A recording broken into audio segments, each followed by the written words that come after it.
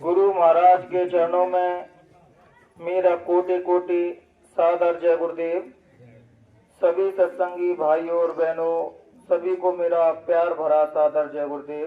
जय गुरुदेव, जय गुरुदेव। गुरु महाराज कहा करते थे कि बच्चा जब जीव मरता है तो उसको तो पता नहीं है कि मरने की कैसी पीड़ा होती है, और कोई व्यक्ति मरता है बहनों भाइयों तो सबसे ज्यादा दुख शायद उस जीव को भी नहीं होता, उतना उस महात्मा को होता है जिसके जो अपनी दिव्य दृष्टि से सबको देख रहा है कि ये मनुष्य तन भगवान के भजन करने के लिए मिला, और जीव इसमें तरह तरह के अपराध कर करके तरह तरह के गुनाह करके, और जब वो अपराध की श्रेणी में होता है, अपराध करता है, और कोई महापुरुष उस टाइम पर उसको समझाने आ गए तो उनको तो वो इस दृष्टि से देखता है कि संसार के सबसे बड़े दुश्मन तो ये मेरी है। लेकिन वो होश कब आता है उसको, जब इंद्रियां जब सबरे भोग का रस लेने के बाद भी उसमें रस नहीं मिलता, और वो कॉलेज होके बैठ जाता है कि सब मैंने खुशी के इंतजाम सब बाहर ढूंढे लेकिन बाहर मुझको खुशी कहीं नहीं मिली। जब जवान होता है ना तो वो सोचता है कि स्त्री में सुखी हो जाऊंगा, स्त्री मिल जाएगी तो मैं खुश हो जाऊंगा। जब स्त्रियों से भी वो चीज नहीं मिलती और उसका जीवन आधा निकल जाता है और पैसा मान सम्मान के लिए दौड़ता है, जब इन चीजों में से उसको खुशी नहीं मिलती तब वो कहते हैं कि उस टाइम पर मुझे जो सबसे बुरा आदमी लग रहा था आज मुझे वो व्यक्ति सबसे अच्छा लग रहा है। गुरु महाराज बताते थे कि एक फकीर साहब जा रहे थे तो एक मुसलमान भाई मस्जिद बना रहे थे, तो फकीर साहब जब वहां से जा रहे तो उनने कही क्यों रे मूर्ख, जो तेरे ये मस्जिद चलती फिरती इसके अंदर तो तू जा नहीं रहा और जो बाहर की मस्जिदें बनाने लगा है। तो उन्होंने जो वो काम कर रहा है वो कह रहा तू तो काफिर है, मस्जिद बनाने के लिए रोक रहा है, तू काफिर है। तो फकीर साहब हंस के और आगे चलते बने, क्योंकि संत महात्मा केवल एक संकेत देते हैं बस, तो उनसे कुछ अपशब्द बोलोगे तो तुमसे वो अपशब्द नहीं बोलेंगे, वो हंस के मुस्कुरा के आगे चलते बनेंगे, क्योंकि वहीं तुम्हें चेता के वो और निकल जाते हैं। तो वो शाम को मुसलमान भाई सोया, क्योंकि जब तुम सत्य से तुम्हारी परिचय होती है, सत्य से मुलाकात होती है, तो कहते परमात्मा मनुष्य लिबाज में आता है धरती पे सदगुरु के रूप में, तो नास्तिक से नास्तिक व्यक्ति, अधर्मी से अधर्मी व्यक्ति भी उनसे प्रभावित होता है कि वो आभा मंडल, वो चेहरे पे तेज, वो नूरानी स्वरूप, वो साधक का नहीं, वो महात्मा का नहीं है, वो मालिक का है, वो परमात्मा का है उनके अंदर। वो कह के चलते बने, वो रात को उसको बेचैनी हो रही, अब नींद ही ना आए, और इधर जैसे ही आंख बंद करे फकीर साहब का चेहरा उनके सामने आ जाए, वो कामिल मुर्शिद का चेहरा सामने आ जाए, सबे जैसे हुई तुरंत मानो दौड़ लगा दी। दौड़ लगाते भागते भागते आगे देखा उसने कि यहाँ से फकीर साहब निकले हैं क्या, तो गांव वाले ने कही कि हाँ अब फकीर साहब निकल तो गए यहाँ से आगे। तो दौड़ते दौड़ते जाके फकीर साहब को पा लिया और उनके चरणों में जाके लौट पड़ा कि मुझे क्षमा करो, मैं आपको पहचान नहीं पाया, आपने सही कहा था कि मनुष्य रूपी दरगाह है, मस्जिद है, इसको तो पाक साफ बना लो। बाहर की मंदिर और मस्जिद तो जने हमने कितनी बार बनाए और कितनी बार हमने मिटाए, लेकिन उससे हमारे जीवन में कोई परिवर्तन नहीं आएगा। बहनों भाइयों, जो मंदिर मस्जिद की पूजा तो हम जन्म जन्मांतर से कर रहे हैं, लेकिन हमारे जीवन में बदलाव पता क्यों नहीं आता, क्योंकि हम परमात्मा को, गॉड को, खुदा को केवल मंदिरों में मस्जिद तक हमने सीमित कर दिया है कि वो मंदिर और मस्जिद ही में है।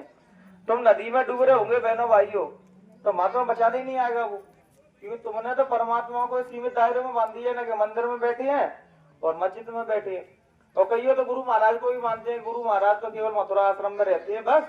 और बता जब तुम यहाँ मुसीबत में हो गए राजस्थान में तो यहाँ कैसे आएंगे, तुमने सर्वज्ञ माना ही नहीं उनको। और सतगुरु जब आत्मा जग जाती है तो सर्वव्यापी हो जाता है, वो एक जगह का नहीं होता। जैसे कृष्ण भगवान ने कह रहे कि जो मुझको जन्म मरण में गिन लेता है मैं उसके लिए जन्म मरण में रहता हूँ, जो मुझको जन्म मरण के पार समझता है मैं जन्म मरण के पार रहता हूँ। अब तुमने सतगुरु को किस भाव से समझा है वो तुम जानो। तो वो फकीर साहब ने उनको अंतर की वो साधना बताई, वो नाम दान की दौलत बख्शी उनको और भजन कराया, और उनकी सूरत जगा दी। सूरत जगाई तो तुरंत वो बोलने लगे। तो फकीर साहब ने उन पर हाथ रखा, अबे तो जो शुरुआत है, दिव्य दृष्टि खुलती है साधक की, तो साधक क्यों लगता है कि मैं बता दूं, कुछ बता दूं संसार को, जो दिखा दूं कि देखो मुझे ऐसा दिखाई दे रहा है, ऐसा सुनाई दे रहा है। तो सदगुरु ने उनके कंधे में तुरंत हाथ रखा कि बच्चा, ये तो अभी पहला मुकाम है। अबे तो जीवात्मा को जिन किन किन रूहानी मंडलों में दर्शन करने हैं, अगर अभी से तुम भगान करने लगोगे और मान बड़ाई में फंस जाओगे तो तुझको जो परम पद प्राप्त करना है वो नहीं कर पाओगे। अपनी जो साधना गुरु महाराज ने बताई बहनों भाइयों, वो गुप्त इसलिए बताई थी, अगर तुम कहीं पहले पद पे आके नाचने लगे, उलने लगे या चिल्लाने लगे, बखान करने लगे, तो तुम्हारी साधना वो कहते हैं ऊपर वाले वहीं रोक देंगे तुम्हारी साधना, जब तुम ऊपर नहीं चढ़ पाओगे। इसलिए तो गुप्त गुरु महाराज ने बताया कि कुछ भी कछु दिखाई सुनाई दे रहा हो तो चुप हो जाना, पड़ोसी को पता नहीं पड़ पाएगा तुमको कुछ दिखाई सुनाई दे रहा है। इसलिए तो अंदर की साधना वो कहते हैं जब सिद्ध हो जाते हैं, जब उससे मिलने के बाद उसके स्वरूप हो जाते हैं, फिर तुम चाह कछु बता दो, कोई तुम पे अपराध नहीं लगेगा। लेकिन जब तक हम उस स्टेज पे नहीं पहुंचे तब तक हमको बहनों भाइयों साधना में किसी भी प्रकार की, हाँ भजन के रूप ही हम डिस्कस कर सकते हैं, बात कर सकते हैं, लेकिन अंदर की बात हमको कुछ ही नहीं बतानी, क्योंकि हम साधक को खुद ही नहीं पता पड़ता कब वो हमारा बताने वाली स्टाइल कब अहंकार में बदल जाती है। जो कहते हैं महात्माओं की दया तुम पे बरकरार बनी रहती है, उनकी नजरें करम तुम पे बनी रहती हैं, तो तुम डाउन टू अर्थ रहते हो, पोलाइटनेस विनम्रता तुम्हारे अंदर रहती है। ज्ञानी व्यक्ति के वही लक्षण है कि सब कुछ जानने के बाद भी अज्ञानी की एक्टिंग कर रहे हैं। जैसे गुरु महाराज के सामने कभी कभी कोई लोग पूछते थे तो वे ऐसा व्यवहार करते थे तो उनको कुछ पता ही नहीं है, और सब कुछ जानते थे और व्यवहार ऐसा करते थे बाहरी तौर पर कहीं कुछ जानते नहीं है। यही व्यक्ति बहनों भाइयों, यही ज्ञानी व्यक्ति के लक्षण है। एक बार क्या, एक फकीर का ज्ञान प्राप्त हो गया तो सब लोग कहने लगे भैया ये ज्ञानी पुरुष हैं, ज्ञानी पुरुष हैं, तो बहुत दूर दूर तक उनके लोग दर्शन करने आने लगे। तो भैया एक आदमी विदेश से आया उनके दर्शन करने के लिए और चरण पकड़ के कहता है कि महाराज हमने सुनी है तुम बहुत बड़े ज्ञानी हो। तो ज्ञानी पुरुष कहते हैं किस बेवकूफ ने तुमसे बोला कि मैं ज्ञानी पुरुष हूँ? तो वो नहीं, गांव के सब लोग बताते हैं कि तुम ज्ञानी हो। तो उन्होंने कही कि वो नादान है, इस गांव का सबसे बड़ा ज्ञानी तो मैं ही हूँ। तो वो जाके गांव वालों से पूछता तुम झूठी प्रचार करने लगे हो, वो ज्ञानी पुरुष है, ज्ञानी पुरुष है, वो तो अपने आप को खुद ही ज्ञानी कह रहे हैं। तो उन्होंने कही ज्ञानी पुरुष के लक्षण ही यही होती है कि जो अपने आप को अज्ञानी मान चुका है उसके ही अंदर ज्ञान उतरेगा। बहनों भाइयों, जो घड़ा खाली है उसके ही अंदर तो सदगुरु पानी भरेंगे, अब जो घड़ा पहले ही अपने आप को जो मान के बैठा है कि मैं भरा हुआ हूँ, अब तो वापस दया ज्ञान उसके अंदर कैसे उतरेगा? अभी हमारे अंदर पता ज्ञान क्यों नहीं आ पाता बहनों भाइयों? काम क्रोध लोभ मोह ईर्षा राग द्वेष मान बड़ाई सम्मान मुझे मिल जाए, जाति चाहना हमारे अंदर, या चाह मिटी चिंता मिटी मनवा बेपरवाह, और जिसको कुछ नहीं चाहिए वही सेंसा। जो अपने मालिक से कुछ नहीं मांगता उसको ही सब कुछ मिलता है बहनों भाइयों। तो मांग के पता क्या साबित कर देते हो? ये गुरु महाराज को कुछ पता नहीं है तभी तो मांग रहे हैं। तुम जाके मथुरा आश्रम में चरण पकड़ के रोने लगते, गुरु महाराज मोड़ा की नौकरी, गुरु महाराज बहू के नाती, गुरु महाराज मेरे जो तकलीफ है। तुमने जो साबित कर दिया कि गुरु महाराज मेरे अज्ञानी है, हमें इसलिए तो बताना पड़ रहा है उनको। वो सदगुरु को भगवान ही क्या जिसे तुम्हें बताना पड़े कि मुझे जो तकलीफ है, उसे तो पहले ही पता तुम्हें क्या है। लेकिन बहनों भाइयों, जो दुख संकट हमारे कर्म के हिसाब से हमारे ऊपर आते हैं और जहाँ जैसी जरूरत होती है सदगुरु जान लेते हैं कि अब जो इसको सह नहीं पाएगा इस पीड़ा को, तो उस पीड़ा से निजात करा देते हैं। जब तक तुम सह सकते हो तब तक वो तुम्हारे कर्म बंधन धीरे धीरे काटते रहती है, लेकिन जब तक कटोगे नहीं, निर्मल नहीं होगे तो उसके यहाँ कैसे जाओगे? गुरु महाराज तो तुम्हें निकाल देंगे वहां से, लेकिन जिसकी नगरी है उसकी भी एक मर्यादा है। गुरु महाराज क्या कहते थे कि 100 के पार तो जे भी हो गया है अब, और इसकी भी जाने का समय आ गया, कहते थे कि नहीं बहनों भाइयों? और जे भी उसको हवाले करना पड़ेगा, क्योंकि हम सब उसी की नगरी में रह रहे हैं। रह रहा है कि नहीं बहनों भाइयों? तो जिसका जो दया है जिसकी मिली है उसको हमें देनी पड़ेगी कि नहीं? जीवात्मा उस मालिक की, उस परमात्मा की है, उसी के तो सदगुरु कहते थे कि जीवात्मा को जगा लो, और कहते थे मेरे सामने तुम ध्यान भजन कर लो, मेरे बाद जाने के बाद तुम भजन नहीं कर सकते, तुम यहीं उलझ जाओगे तो कौन सा सही है कौन गलत है, कौन क्या कर रहा है। हम ज्यादातर हमारी इंद्रियां बाहर की तरफ ही तो दौड़ लगा रही है। कोई कह रहा बम्बई में गुरु महाराज दिखे, कोई कह रहा लखनऊ में गुरु महाराज दिखे। और मैं कहता हूँ गुरु महाराज तो जब भी दिखेंगे तुम्हारे अंदर में ही दिखेंगे, बाहर कहीं नहीं दिखेंगे तुमको। बाहर क्या ढूंढ रहा है पता है? बाहर हमें जो प्रतिमा लगी है ना, इस शरीर को ढूंढना है। और गुरु महाराज पंजाब में कह रहे थे, जब पंजाब के स्टूडेंट आ गए थे वहां से, तो उन्होंने व्हाट इज द गुरु, गुरु कौन होता है? तो गुरु महाराज ने कि बच्चे प्रैक्टिकल करके दिखाओ या वैसे ही बता दूं? तो गुरु उन बच्चों ने कहा कि दोनों करके बताओ, प्रैक्टिकल भी करके बताओ और वैसे भी बताओ। तो लकड़ी उठा के लकड़ी रात कान पे लगाओ। तो लकड़ी उठा के कान से लगाई और इंग्लैंड में उनकी माता जी से बात करा दी। कहते ये तो हो गया प्रैक्टिकल। अब बताइए कि गुरु कोई हाड़ मास का पुतला नहीं होता। और हमने क्या मान लिया? गुरु महाराज जी शरीर है बस। गुरु महाराज कल ही में सत्संग सुनना, उसमें कह रहे कि बच्चा गुरु कोई हाड़ मास का पुतला नहीं रहता, वो तो प्रकाश चैतन्य रूप शरीर रहता है, मतलब प्रकाशवान। जब अंतर में तुम्हें दर्शन होंगे तो नूरानी स्वरूप के होंगे, प्रकाश में रूप के दर्शन होंगे तुमको। जब ऊपर के मंडलों में चेतना जाएगी तो नूरानी स्वरूप के दर्शन होंगे और हर लोक में तुम्हें गुरु महाराज बैठे मिलेंगे। तो तभी तो कहते थे पंच भौतिक का शरीर तो बहनों भाइयों तुम्हें समझाने के लिए धरा था उन्होंने। सदगुरु पंच भौतिक शरीरों से परे है, लेकिन हम बेवकूफ उनको पंच भौतिक शरीर में ही मान के बैठे थे कि पंच भौतिक के लिए। आज भी हम देखते हैं लोग रोते हैं, लेकिन गुरु महाराज के लिए बहनों भाइयों माफ करना, गुरु महाराज के लिए कोई नहीं रोता। उस पंच भौतिक शरीर के लिए रो रहे हैं कि वो हमें मिल जाए। वो तो बहनों भाइयों तुम्हारा भी छूटेगा। बता कोई बहनों भाई हाथ उठा के कहते कि मेरा नहीं छूटेगा पंच भौतिक का शरीर, सबका छूटेगा पंच भौतिक का शरीर।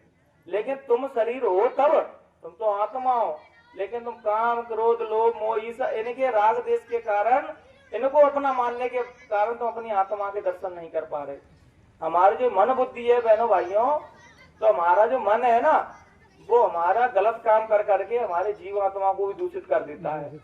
जब हम भजन कर करके बहनों भाइयों, भजन कर करके मन बुद्धि चित्त और हमारी इंद्रियों पर कंट्रोल होगा बहनों भाइयों, तब हम अपने आत्मा स्वरूप को समझ पाएंगे। जैसे बहनों भाइयों ये आत्मा है, समझ रहे हो? अब इसमें पहला गोला लग गया कि मैं पुरुष हूँ, मैं स्त्री हूँ, मैं ठाकुर हूँ, मैं ब्राह्मण हूँ, मैं बलशाली हूँ, मैं कमजोर हूँ। इतने सारे तुमने घेरे लगा रखे हैं और उसके अंदर जीवात्मा बैठी है। अब बताओ तुमने कितने घेरों को काट दिया तब तुम जीवात्मा को देख पाओगे? अभी तो हमने एक भी घेरे नहीं काट पा, तो जीवात्मा के दर्शन कर कैसे पाएंगे?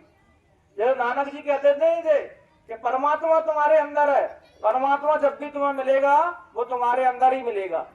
तो हमारे बुद्ध जी भी बैठे थे, मतलब जिसको किताबी ज्ञान बहुत था, तो जाके उनसे बहस करने लगा कि जब अंतर में है तो दिखाई क्यों नहीं देता? जब हम एक्सरा कराते हैं तो वहां तो जीवात्मा कहीं दिखती नहीं है। मैं तो नानक जी कह रहे कि वो दिखाई भी देगा बच्चा तुम्हें, लेकिन पहले ये बताओ तुमने सारी बुराइयां छोड़ दी? काम क्रोध लोभ मोह ईर्ष्या राग देश से परे हो गए तुम? कि नहीं महाराज ये क्यों नहीं छूटी? तो कहां से दिखेगा तुम्हें? सबके अंदर वो परमात्मा बैठा है। जिस दिन से सदगुरु नाम दे देते हैं, शब्द रूप में हमारे साथ हो जाते हैं। लेकिन हम अपने साथ समझ रहे हो, हम तो अपने आप को इतना निकृष्ट, इतना नीच समझते हैं कि हमारे अंदर गुरु महाराज आ ही नहीं सकते। अब बताओ आएंगे तो आए करते, तुमने अपने आप को साधारण माना। तुम साधारण हो नहीं है, जिसको नामदान मिल गया है वो कोई भी व्यक्ति साधारण नहीं है। बस तुम जानते नहीं हो उस चीज को कि तुम्हें गुरु महाराज ने क्या बख्शा है। गुरु महाराज कहा भी करते थे कि संसार की सारी दौलत और नामदान की दौलत अगर दोनों पड़ले में रख दी जाए तो नामदान का पड़ला ऊपर उठ जाएगा, संसार की सारी दौलत नीचे आ जाएगी। हम नाम की दौलत को आगे समय आ रहा खराब, तब हमें समझ में आ गई गुरु महाराज हमें क्या दे गए।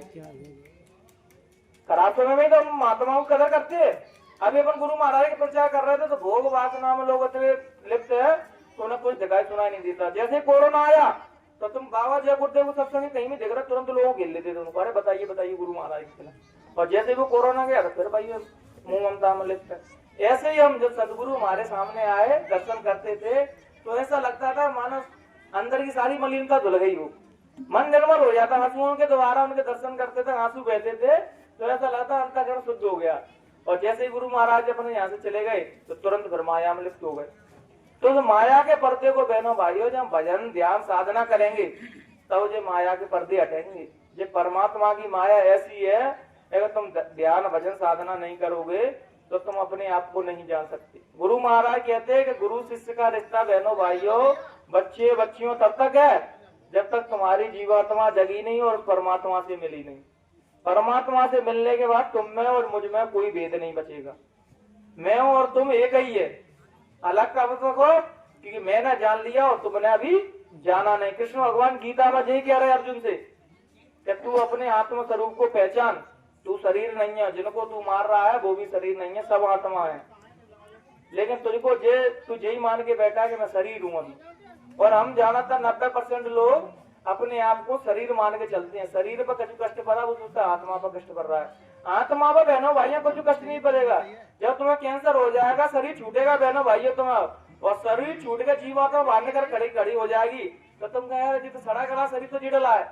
मैं तो निर्मल काया हूँ जिसको कोई नहीं छीन सकता, जिसको कोई नहीं मार सकता। साधना तो वो सीखी तो बताई थी कि मरने से पहले उस कला को सीख जाओ, तो पहले ही अपनी बाहर निकाल के खड़ी कर दो अपने जीवात्मा को। कहते हैं मरने से पहले जो मरना सीख गया वो ही अध्यात्म की शक्तियों को और अध्यात्म को जान पाया। जो क्रिया तुमको नामदान की दी है वो वही क्रिया करने के लिए दी गई है कि रोज मरो और रोज जिंदा हो तुम। जब जीवात्मा निकल जाती है तो फिर मरने समान हो जाती है, फिर वापस आ जाती है। फिर बहनों भाइयों जब जीवात्मा निकलती है शरीर से तो एक सूक्ष्म तार अपना उस पंचभौतिक शरीर से जुड़ा हुआ रहता है, जिसके द्वारा जीवात्मा फिर शरीर में आ जाती है। जब परमानेंट जीव का ज्यादा समय हो जाता है तो वो झीनी से जो डोरी लगी है वो भी कट जाती है, उस परमात्मा के धाम में जीवात्मा चली जाती है, जो रोज उसका दर्शन कर रहे हैं, रोज आ रहे हैं, रोज जा रहे हैं। लेकिन हम वो क्रिया छोड़ के आज हम सभी लोग एक दूसरे की निंदा बुराई भलाई, वो क्या कर रहा है, वो क्या कर रहा है। अरे बहनों भाइयों, तुम्हें नामदान की दौलत मिली, घर पे बैठ के अगर कहीं सत्संग हो रहा हो तो सत्संग में जाओ, नहीं घर पे बैठ के प्रभु का नाम लो, भजन करो, अपने अंदर शक्तियां बढ़ाओ। बहनों भाइयों, तुम्हारे अंदर शक्तियां आएंगी तो तुम पता नहीं कितने लोगों की मदद कर दोगे। भजन साधना करने के बाद कितने लोगों को तुम बचा सकते हो। गुरु महाराज कहते खराब समय में तुम जो भजन करोगे, भजन ही तुम्हारी रक्षा कवच कर बनेगा।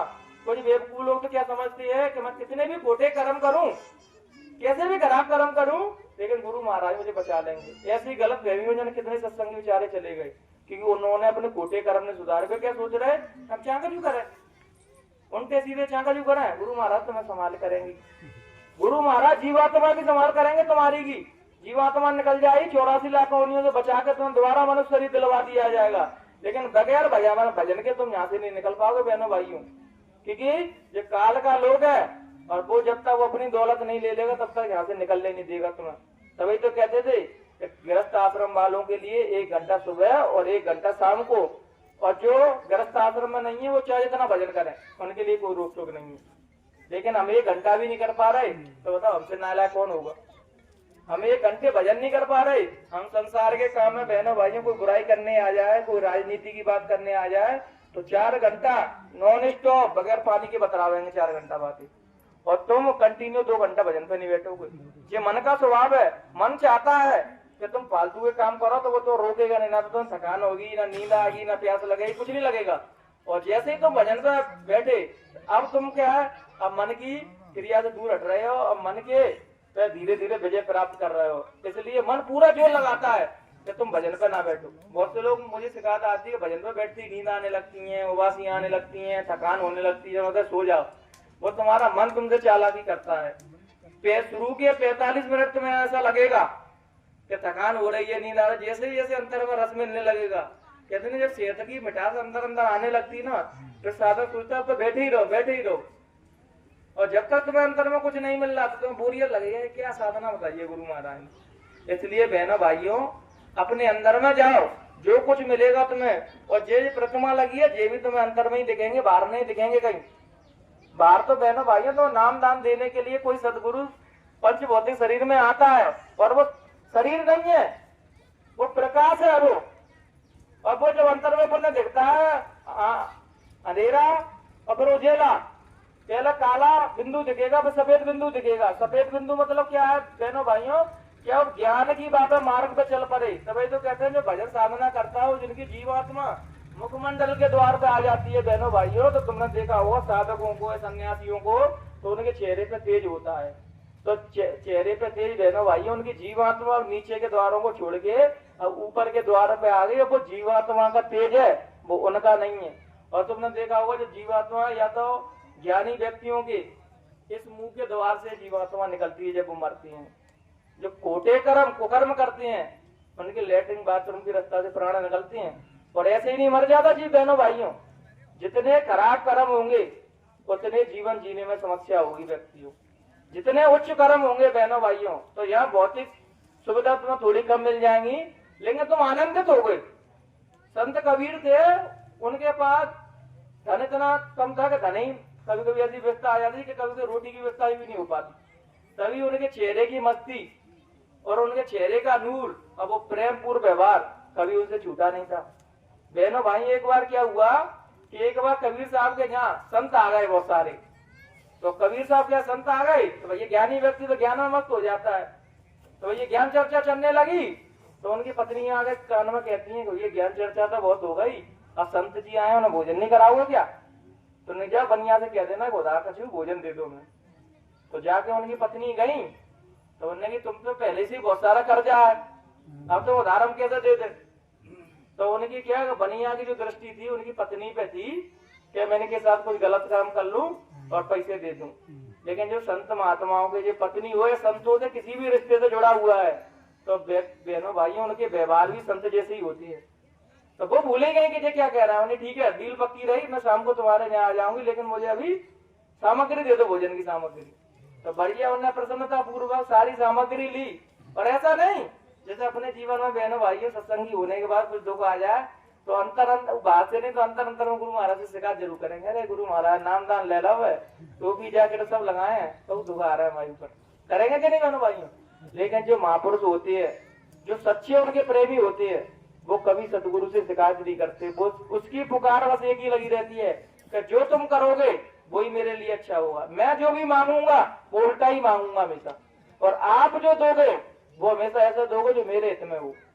तो जाके उन्होंने बढ़िया भोजन बनाया, सब संतों को खिलाया, और जैसे बार श्राद्ध को होने लगी तो वो चिंतित दिखाई देने लगी। तो कबीर साहब ने पूछा तुम हमें चिंतित दिखाई दे रही हो? तो उन्होंने कि ऐसे ऐसे उसने हमें बुलाया है संध्या को और हम उससे वादा कर है कि संध्या को हमें उसके यहाँ जाना है। तो कबीर साहब ने कि बढ़िया से तुम तैयार हो जाओ। तैयार होकर कबीर साहब उसको कंधे पे बैठा के अपनी पत्नी को ले गए बस साथ में, क्योंकि ये पैदल चलाएंगे तो गंदी हो जाएगी। तो जाके कंधे पे उसके जाओ उतार के और कबीर साहब पेड़ के नीचे बैठ गए भजन पर। तो उन्होंने कही मैं तो सेठ जी कहते हैं कि मैं तो समझ ही नहीं रहा था कि तू आ जाएगी और ऐसी बस साथ में। भैया ऐसे भी लोग है संसार में कि मैं तो सोचा तुम आओगी नहीं, कह रहे मैं तो नहीं आ रही थी लेकिन कबीर साहब लेके आया मुझे। इतना सुना के सेठ जी के आंसू भल्लभू तो लीला थी महापुरुषों की। महापुरुषों की चीज को कौन छीन सकता है? जिसको सदगुरु ने नाम दान दे दिया बहनों भाइयों उसको यमराज कभी नहीं छीनेंगे। तो जैसे सेठ जी भल भल रोने लगे तो उन्होंने कि उस महापुरुष के दीदार करा दो, वो बैठे कहाँ है कि वो बाहर पेड़ के नीचे बैठी है। तो सेठ जी जाके उनके चरण पकड़ के और रोने लगे, हे प्रभु ऐसे कलयुग में ऐसे महापुरुषों का मिल जाना मेरे लिए बहुत सौभाग्य की बात है कि ऐसे महापुरुष मुझको मिले। और कबीर साहब से नाम दान लिया सेठ जी ने और भजन में बहुत ऊंचे लेवल के साधक बन गए। ऐसी ऐसी संतों ने लीला की है बहनों भाइयों। सबसे ज्यादा सताया तो संतों को ही जाता है बहनों भाइयों। जो सच्चा होता है उसको सबसे ज्यादा परीक्षा देनी पड़ती है बहनों भाइयों। क्यों? क्योंकि वो सत्य है और सत्य को पग पग पे प्रमाण देने पड़ते हैं। जहाँ हमारे अंदर संदेह प्रकट होता था वहाँ गुरु महाराज कोई ना कोई ऐसी लीला दिखाते थे कि जहाँ तुम्हारा संदेह खत्म हो जाए। फिर तब तक संदेह रहेगा तब तक तुम्हारा भजन में मन नहीं लगेगा, कि वो संदेह तुम्हें भजन में ऊपर जाने ही नहीं देगा। जो सारे संदेह कर जाते हैं बहनों भाइयों और भजन में जीव रम जाता है तो मालिक की हर चीज में मालिक की रजा समझता है। उसको सूली पे भी चढ़ा रहे होंगे ना तब भी वो मालिक से शिकायत नहीं करेगा। जब जीसस क्राइस्ट को सूली पे चढ़ा रहे थे तो उनके अंदर बच्चे भाव आ गए, ये मालिक ये दुष्ट आत्मा को मैं नहीं दिख रहा कि मैं परमात्मा मुझे सूली पे चढ़ा रहे हैं। फिर बाद में उनको रियलाइज हुआ कि नहीं जैसे परमात्मा की मौज के खिलाफ है ये चीज। तो ये परमात्मा मुझे माफ करना, ये अज्ञानी जीव है जानते नहीं है जो कर रहे हैं वो तुम्हारी मौज से हो रहा है। और उसको खुशी खुशी स्वीकार किया। जो मरने की क्रिया को भी अपने मालिक पर छोड़ देता है बहनों भाइयों वो फिर कभी नहीं मरता, वो हमेशा के लिए अमर हो जाता है। तुम अपने गुरु के जुड़ने के बाद भी बहनों भाइयों पर अपने गुरु को भगवान नहीं देख पाए तो तुम्हारा जीवन व्यर्थ है। संतों को तुमने भगवान देख ले, गुरु महाराज कह रहे थे कि सत्संग और ये 5 नाम बहनों भाइयों केवल तुम्हें समझाने के लिए, जिसका गुरु से मोहब्बत हो गई, उससे इश्क हो गया, उससे प्रेम की डोर से जुड़ गया, बहनों भाइयों उसके सारे काम स्वतः ही बन जाते हैं। और गुरु महाराज एक दृष्टि भी समझ लेते कि ये मेरा प्रेमी है और ये केवल दिखावा कर रहा है। गुरु महाराज मंच से कह रहे कि ट्रेनों में टाट पहनने की कोई जरूरत नहीं है, पहनना तो हमेशा के लिए पहनो, मुझे दिखाने के लिए टाट मत पहना करो। बहुत से लोग क्या करते हैं, स्टेशन पर जाके टाट पैंट शर्ट पहनते थे, वहां टाट पहन लेते थे। ये बताओ जब इतने चालाक हम रहेंगे और हमारे पास इतनी बुद्धि रहेगी तो हम बता संतों को कैसे पहचान पाएंगे? संत तो बुद्धि से बिल्कुल परे है और हम सबसे ज्यादा खोपड़ी। मैं कहता हूँ अक्सर कि संसार में जो भी काम करना हो तुम्हें, उसमें पूरी खोपड़ी दौड़ा तुम। जैसे मार्केट में कुछ लेने जा रहे हो ना, तो मोल भाव करो, एक बार नहीं 10 बार करो। जब भगवान के मार्ग पर चलो, अपने गुरु के मार्ग पर चलो, और माँ तुमने खोपड़ी दौड़ाई तो बहनों भाइयों एक भी पद नहीं चल पाओगे, क्योंकि भक्ति मार्ग खोपड़ी का विषय है ही नहीं है, वो तो हृदय का विषय है। अब कोई भक्त से संसारी लोग पता क्यों नहीं समझ पाते, क्योंकि भक्त हृदय से सोचता है, वो इतना इमोशनल होता है तो हृदय से इसकी सारी चीजें सोच रहा है, और संसारी व्यक्ति सब खोपड़ी से सोच रहे हैं। इसलिए तो कोऑर्डिनेट भक्तों का, संतों का संसार से कोऑर्डिनेट नहीं हो पाता। वो कहना जगत और भक्त का बैर हमेशा बना रहता है, क्योंकि वो हृदय से सोचता है और जगत बुद्धि से सोचता है। वो कहते नहीं करूंगा नहीं तो खाऊंगा कैसे, भक्त सोचता है कि भजन नहीं करूंगा तो मुझे रोटी मिलेगी कैसे। वो भजन में तल नहीं रहता है, उसको देने वाले अपने आप दे जाते हैं। और संसारी व्यक्ति सोचता है जब तक मैं हाथ पैर नहीं मारूंगा तो रोटी कहाँ से मिलेगी। कहते हैं बहनों भाइयों, जब एक संत को समाज ने ऐसे ताने दे दिए, कितना ही बड़ा भजनानंदी है, तो बैठ जा भजन पे और देखता हूँ तुझे खाने देने कैसे आ रहा है कोई। 3 दिन तक बहनों भाइयों वो भक्त ऐसे ही रोते गए, और 3 दिन में तो उस मालिक को आना पड़ा खाना खिलाने उनको। तो वो सोच रहे कोई संसार की व्यक्ति हैं, तो उनको झकझोर के हिलाया, आँख खोल के देख, मैं वो हूँ जो सारी साधना, सारी तपस्या, सारा भजन मेरे लिए हो रहा है, मैं वो ही हूँ जो तेरे 3 दिन की साधना में प्रसन्न हो गया। हम इतना विश्वास के साथ बैठे तो, और ये करके बैठे गुरु महाराज तुम मुझे दर्शन नहीं दोगे तो मैं खाना नहीं खाऊंगा। और देखो उस दिन तुम्हें दर्शन देने ना आए तो जो कहना भैया तुम मानना झूठ बोल के गए। लेकिन इतने विश्वास के साथ बैठे तो, भक्ति तो बहनों भाइयों विश्वास का ही रूप है। जिसको विश्वास है प्रहलाद को बहनों भाइयों उस कम्मे में भगवान थे नहीं, भक्त का विश्वास प्रकट हो गया वहां क्या जहाँ प्रभु है। तो उस प्रहलाद के विश्वास को सिद्ध करने के लिए नरसिंह भगवान को वहां से निकलना पड़ा। तुम्हारा विश्वास हो गया नहीं कि मेरे गुरु महाराज तो मेरे घर के अंदर ही रहते हैं, मेरे अंग संग रहते हैं, तो बहनों भाइयों ये मानना हमेशा तुम्हारे अंग संग रहते हैं। और तुमने जो सोच लिया अगर गुरु महाराज तो मथुरा में बैठे हैं, मैं तो क्या खुद ही कर्म करेंगे, तो करते फिर तो तुम मथुरा में जाओ, वहीं दर्शन करो, फिर तुम्हें कहीं रक्षा करने नहीं आएंगे। इसलिए अपने मालिक को परमात्मा स्वरूप समझो और सर्वव्यापी समझो कि वो सब जगह है। शरीर केवल मथुरा आश्रम में था बहनों भाइयों, शब्द रूप में हमारे सबल के अंग संग थे। जिसको जैसी जरूरत पड़ती थी गुरु महाराज जैसी मदद करते थे। एक कुशवाहा जी थे बहनों भाइयों ग्वालियर के, तो उनको छुट्टी नहीं मिल रही थी, तो लेकिन वो बगैर छुट्टी लेके गुरु महाराज के आश्रम में चले गए, कार्यक्रम था उस टाइम पे। और तो गुरु महाराज कह रहे भैया जिनकी सरकारी नौकरी है वो दूसरे दिन लौट जाना, लेकिन उनकी भक्ति ऐसी थी कि वो नहीं लौटे, 3 दिन तक बने रहे। अब 3 दिन तक क्या हुआ, मैंने सोची कि वो हमारा जो अधिकारी है वो डांटेगा, नौकरी से निकाल देगा, लेकिन उसको क्या पता कि जिसके भरोसे वो गाड़ी चल रही है, जिसके भरोसे तुम गए हो, तो बस सब चिंता है। गुरु महाराज मंच से कह रहे हैं बच्चे बता के नहीं आते नौकरियों से, उनकी नौकरी मुझे करनी पड़ती है। कहते हैं कि सर मैं माफ कर दो, बता के नहीं गए, वगैरह माफ कर दो, तुम 3 दिन से बराबर यहाँ ड्यूटी दे रहे हो। रजिस्टर में उनके पता है कि प्रेजेंट लग रही है और 3 दिन तुम मेरे अंग संग हो अधिकारी की। तो गुरु महाराज कह रहे कि बच्चा बता के नहीं आते और हमें उनकी ड्यूटी करनी पड़ती है। इसलिए अपने गुरु को हमेशा जी मानो मेरे अंग संग है, वो कहीं नहीं गए बहनों भाइयों। जब समाज को जरूरत पड़ेगी वो फिर आ जाएंगे। इसलिए शरीर नहीं है गुरु महाराज, गुरु महाराज चेतन शक्ति है। भजन रूप में तुम देखो कि प्रकाश रूप है। संत महात्मा जब आत्मा जग जाती है बहनों भाइयों, तो उसके 4-5 हाथ एक्स्ट्रा नहीं लगते, 4-5 मुंडी आत्मा जगने तो 4-5 मुंडी एक्स्ट्रा लग जाएंगे, 2-4 हाथ और एक्स्ट्रा हो जाएंगे, 3-4 आंख हो जाएंगे। नहीं, वो प्रकाश जग जाता है तो अपने प्रकाश स्वरूप को पहचान पाओगे। तुम शरीर नहीं है, तुम प्रकाश हो एक। और कोई दिया सा अपने जब मरते हैं वो दिया सा निकलता है अपने अंदर से, सबके अंदर से, स्त्री हो, पुरुष हो, बच्चे हो, बूढ़े हो, सबके अंदर, चाहे जवान मरे या बूढ़ा मरे, स्त्री मरे या पुरुष मरे, सबके अंदर वो दिया निकलेगा। यहाँ तो अपन जो शरीर में बैठे हैं इसलिए अपन कह रहा है मैं स्त्री हूँ, मैं पुरुष हूँ, मैं बच्चा हूँ, मैं फलाना हूँ, मैं ठिकाना हूँ। जीव आत्मा स्त्री है चाहे वो किसी की हो, और उसका परमात्मा पुरुष है उसका। ये सीधा सा गलत समझो। जब जीव आत्मा, जो कहते हैं पत्नी अपने पति से उस परमात्मा से मिल जाती है, तभी तक वो सारी साधना मुकम्मल होती है बहनों भाइयों। और जब तक हम उस परमात्मा से नहीं मिले बहनों भाइयों, तब तक हमको जन्मना और मरने की क्रिया बार बार करनी पड़ेगी। इसलिए गुरु महाराज कहते थे कि जय जन्म में भजन करके निकल चलो। नहीं, बहुत से लोग तो जय गलत फहमी में जी रहे हैं, अरे गुरु महाराज मनुष्य शरीर तो दिलवाई देंगे तो दोबारा जन्म में करेंगे। अब जब तुम सबको जानने के बाद भी तब भी ये कह रहे हो कि मैं मनुष्य शरीर तो दोबारा मिल जाएगा, तो हमसे बड़ा ज्ञानी कौन होगा? कि हम जान रहे हैं गुरु महाराज ने कभी भजन करो, तब भी कह रहे हैं अरे जा जन्म में नहीं तो अगले में मनुष्य शरीर तो दिलवाई देंगे, नहीं तो 4-5 जन्म में ही जाएंगे पार। अच्छा, ऐसी सोच है लोगों की, वो किसी जन्म में पार नहीं होंगे बहनों भाइयों। जब 4-5 जन्म में भी आएंगे ना, तो वो कहते हैं अरे गुरु महाराज 5 छठे में ही जाएंगे पार। जिसको जाना नहीं है वो कभी नहीं जाएगा, और जिसको जाना है वो छठ में चल देगा। एक बार एक संत कह रहे हैं कि किस किस को मालिक के धाम में चलना है, हाथ खड़े कर दो।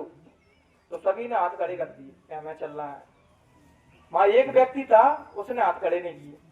और तो दोबारा महात्मा जी कहते हैं किस किस को नरक में चलना है, तो तब भी उस व्यक्ति ने हाथ खड़े नहीं करे। तो महात्मा जी कह रहे ना तो तुम भगवान के धाम में जाना, ना तुम्हें नरक में जाना, तो जाना कहाँ है? तो कह रहे महात्मा जी जाना तो भगवान के धाम में है, लेकिन अभी नहीं जाना चाह रहा मैं। जैसे अभी तुमसे को गुरु महाराज आगे कह रहे चलो सब लोग में, तो यहाँ कई लोग तो जो रहे नातनी की शादी तो रह गई है, वो 1 मंजिल मकान बात तो पूरा बन जान दे, वो ट्रैक्टर मेरा खराब रहो बात तो बन के घर आ जान दे। तो अभी भी हम जाने के लिए कोई तैयार नहीं होगा बहनों भाइयों। जब तुम कहते हैं गुरु महाराज कहते देर मेरी तरफ से नहीं है, देर तुम्हारी तरफ से है। तुम दृढ़ संकल्प हो जाए कि मुझे आज जाना, तो आज तुम्हें दीदार करा ले आएंगे, और तुम इच्छुक ही नहीं हो तो तुम्हें दर्शन कहां से कराएंगे? गुरु महाराज कहते हैं कि मैं तो किसी को भी दर्शन कराने जा सकता हूँ, किसी को मिलवा सकता हूँ, लेकिन तुम तो इच्छुक हो। हम तो आएंगे तो सेवा करेंगे, क्या के लिए? भगवान को पाने, गलत फहमी में मतलब भगवान के पाने के लिए कोई नहीं कर रहा सेवा। अरे मौली मान की नौकरी लगी, गुरु महाराज ने कहते सेवा करो तो मेवा मिल जाएगी। सेवा तो कर रहे हैं बहनों भाइयों, लेकिन भगवान को पाने के लिए कोई सेवा नहीं कर रहा। गुरु महाराज कलकत्ता में कहते थे 45 करोड़ में से मुझे एक व्यक्ति जी नहीं मिला कि भगवान के दीदार करा दूं, तो प्रभु से मिला दो मुझे, जिसके लिए मनुष्य शरीर मिला है। सब लोग संसार की चीजें मांग रहे हैं, और गुरु महाराज कह रहे कब तक मांगते रहोगे ये चीज, कब तक नहीं परीक्षा लेते रहोगे? गुरु महाराज सच्चे हैं, पूरे हैं कि आधे हैं? तुम्हारी सबरी परीक्षाओं पर घरा कर गया बहनों भाइयों, तब भी तुम भजन नहीं कर रहे, बताओ। लेकिन हम तो तुम गुरु महाराज कहते हम तो तुम्हारा साथ तब भी नहीं छोड़ेंगे, हमने तुमसे प्रॉमिस कर दिया है कि तुम्हारी जीवात्मा को 84 लाख योनियों में नहीं जाने देंगे। लेकिन हम भी तो कुछ को कहते नहीं, गुरु महाराज कहते तुम कुछ करो कुछ मैं करूं। जब अपने साधक ही चलने के लिए तैयार नहीं होगा, तो ऐसा कोई नियम नहीं है कि साधक तैयार नहीं हो गुरु महाराज मार मार के ले जाए भाई। कहते तुम कुछ करो कुछ हम करें, थोड़ी संकल्प तुम करो कि गुरु महाराज अब तो मुझे तुम्हारा भजन करना है। खूब बच्चों की देखभाल कर ली, सब बच्चे सेटल हो गए, सबकी नौकरी लग गई। बहनों भाइयों, जिसको कोई काम नहीं है और वो भजन नहीं करता, तो समझना उसको सबसे ज्यादा दोष लगता है। जो बेचारा काम में है, किसी धंधे में है, गृहस्थ आश्रम में परेशान है, वो तो गुरु महाराज से ये भी शिकायत कर सकता है कि गुरु महाराज मैं तो धंधे में व्यस्त था, तब ये गड्डी कर पा भजन। जो सबरे कामों से बरी कर दिए गुरु महाराज ने इनको, सबरे बच्चे सेटल है, घर में भी सब व्यवस्था अच्छी है, अब उनको ज्यादा से ज्यादा समय भजन में निकाल के अपनी जीवात्माओं जगा के उस परमात्मा से मिला देना है। बस इन्हीं विचारों के साथ अपनी वाणी को हम यहीं विराम देंगे बहनों भाइयों। अगर कहने सुनने में हमसे किसी भी प्रकार की त्रुटि रह गई हो बहनों भाइयों, तो हमको ज्ञानी पुरुष नहीं है, हम तो सदगुरु के दास हैं, उनके नौकर हैं। जो वो जैसी नौकरी दे देते हैं हम वैसा काम करने लगते हैं। जय गुरुदेव।